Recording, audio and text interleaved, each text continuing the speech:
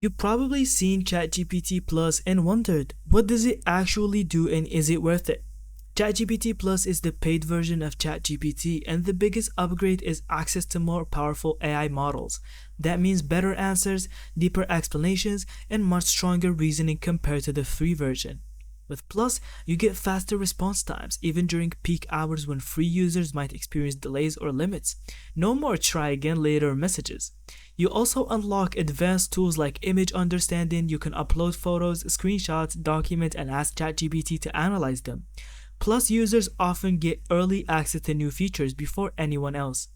Another big advantage is higher usage limits, which is huge if you're using ChatGPT for work, studying, coding, content creation, or business tasks.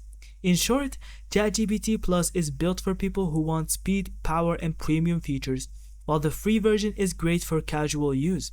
If you rely on ChatGPT daily, Plus can be a serious upgrade. Thank you so much for watching. I hope you found this video helpful. And don't forget to leave us your thoughts in the comments.